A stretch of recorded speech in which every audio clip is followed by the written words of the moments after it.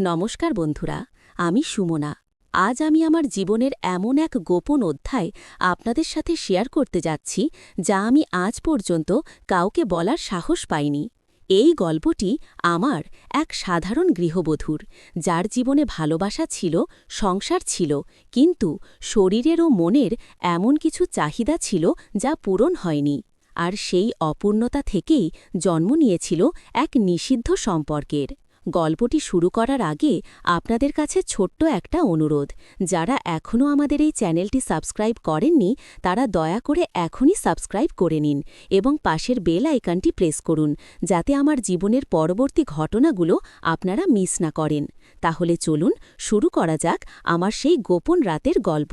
আমার নাম সুমনা, বয়স ২৬। দেখতে আমি খুব একটা খারাপ না, গায়ের রং ফর্সা আর শরীরটা বেশ ভরাট।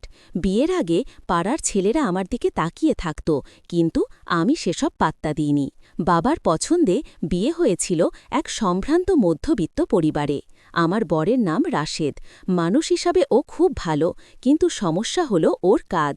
ও একটা প্রাইভেট কোম্পানিতে মার্কেটিংয়ের বড় পদে আছে, তাই মাসের ৩০ দিনের মধ্যে ২৫ দিনই ওকে ট্যুরে থাকতে হয়। আর যখন বাড়িতে থাকে তখনও ল্যাপটপ আর ফোন নিয়ে ব্যস্ত। বিয়ের প্রথম ১ বছর সব ঠিকই ছিল, কিন্তু আস্তে আস্তে আমি অনুভব করতে শুরু করলাম আমার জীবনের স্বামীর অস্তিত্ব শুধু ফোনে আর টাকা পাঠানোতেই সীমাবদ্ধ। রাতে যখন বিছানায় একা শুয়ে থাকতাম তখন শরীরের ভেতর এক অদ্ভুত শূন্যতা কাজ করত। রাশেদ আমাকে ভালোবাসত, কিন্তু সেই ভালোবাসাটা ছিল যান্ত্রিক। আমার শরীরের যে একটা ভাষা আছে, আমারও যে আদর পেতে ইচ্ছে করে, সেটাও যেন বুঝতেই চাইত না। আমাদের সংসারে আমি, রাশেদ আর আমার দেবর রাহুল। রাহুলের বয়স ২৩, সবে ভার্সিটি শেষ করেছে। দেখতে একদম হিরোদের মতো, লম্বা, চওড়া কাঁধ আর হাসলে গালে টোল পড়ে। রাশেদ যেহেতু বাড়িতে থাকত না, তাই সংসারের বাজার করা থেকে শুরু করে আমাকে ডাক্তারের কাছে নিয়ে যাওয়া সবই রাহুল করত। প্রথমে আমাদের সম্পর্কটা ছিল খুব সাধারণ, ভাবি আর দেবরের মতো। আমরা একসাথে টিভিতে সিনেমা দেখতাম, লুডো খেলতাম। ও আমাকে নানা হাসির গল্প বলে মাতিয়ে রাখত। কিন্তু দিন যত যেতে লাগল আমি খেয়াল করলাম রাহুলের দৃষ্টিতে পরিবর্তন আসছে। আমি যখন শাড়ি পরে ওর সামনে দিয়ে যেতাম, ও আর চোখে আমার কোমরের দিকে তাকিয়ে থাকত।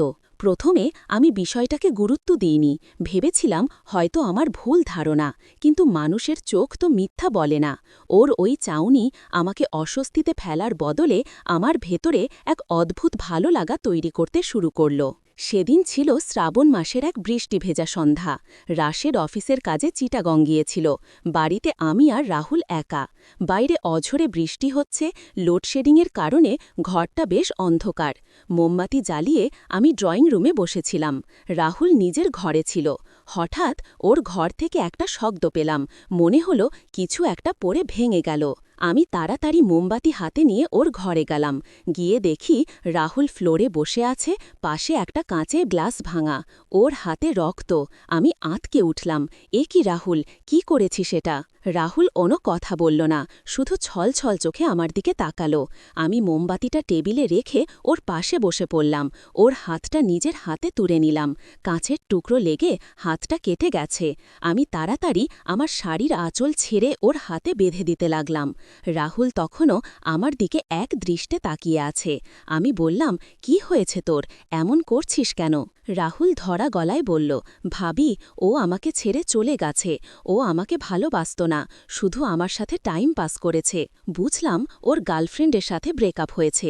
ছেলেটা খুব ইমোশনাল, তাই হয়তো সহ্য করতে পারছে না। আমার খুব মায়া হলো। আমি ওর মাথায় হাত বুলিয়ে বললাম, পাগল ছেলে, একটা মেয়ে চলে গেছে তো কি হয়েছে, তুই তো অনেক ভালো, তোর কপালে ওর চেয়েও ভালো মেয়ে জুটবে।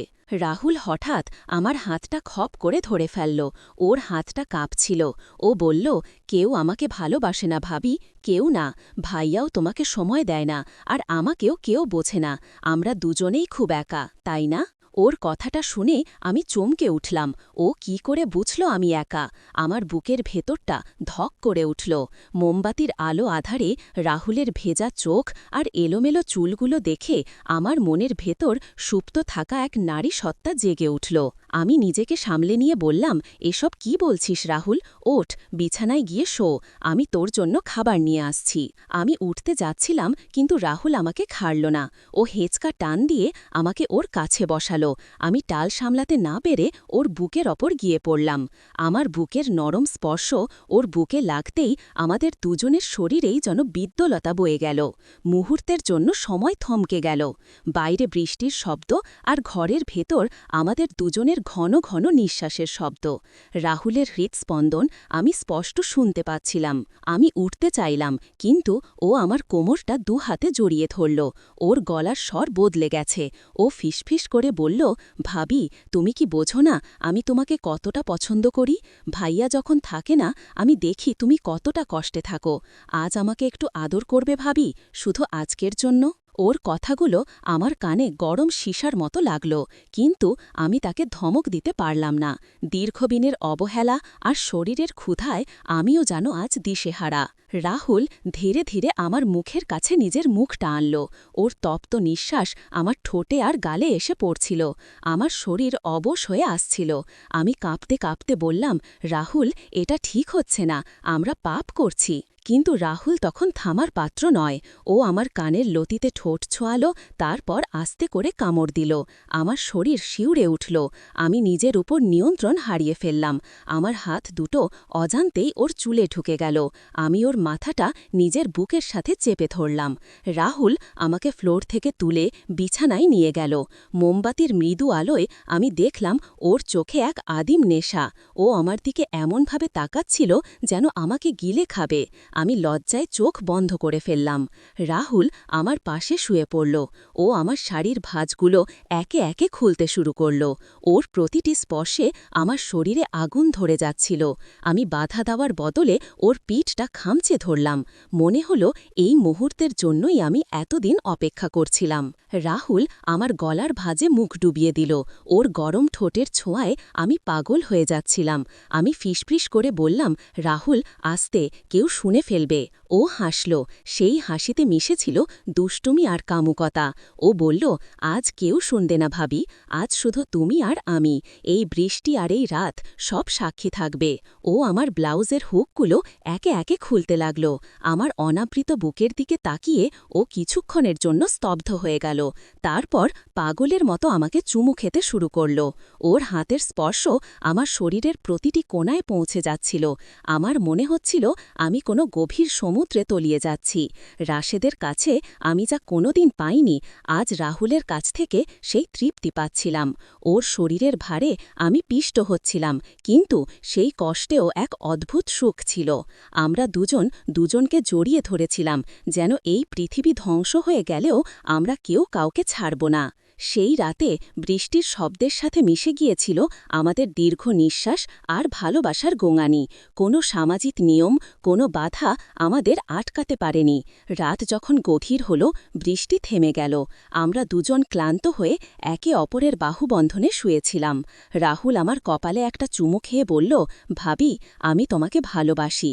আমি কোনো উত্তর দিতে পারলাম না, শুধু ওর বুকে মাথা রেখে ভাবলাম, কাল সকাল হলে কি হবে আমি জানি না। হয়তো অনুশোচনা হবে, হয়তো ভয় লাগবে, কিন্তু এই মুহূর্তটা সত্য, এই অনুভূতিটা সত্য। ভোর হওয়ার আগেই আমি নিজের ঘরে চলে এলাম। রাশেদ যখন ফোন করল, আমি স্বাভাবিকভাবেই কথা বললাম, কিন্তু আমার মনের ভেতর তখনও রাহুলের স্পর্শ লেগেছিল। সেই রাতের পর থেকে আমাদের সম্পর্ক আর আগের মতো থাকেনি। লোকচক্ষের আড়ালে, ইশারা ইঙ্গিতে আমাদের এই গোপন খেলা চলতে থাকল। বন্ধুরা, এই ছিল আমার জীবনের এক গোপন অধ্যায়। জানি না আপনারা আমাকে কিভাবে বিচার করবেন, কিন্তু বিশ্বাস করুন, পরিস্থিতির শিকার হয়ে মানুষ অনেক সময় এমন ভুল করে বসে যা থেকে আর ফিরে আসা যায় না। গল্পটি যদি আপনাদের ভালো লেগে থাকে, তবে অবশ্যই লাইক করবেন এবং কমেন্টে জানাবেন কেমন লাগলো। আর হ্যাঁ, এরকম আরও সত্য ঘটনা শুনতে চাইলে সাবস্ক্রাইব করতে ভুলবেন না। ধন্যবাদ সবাইকে।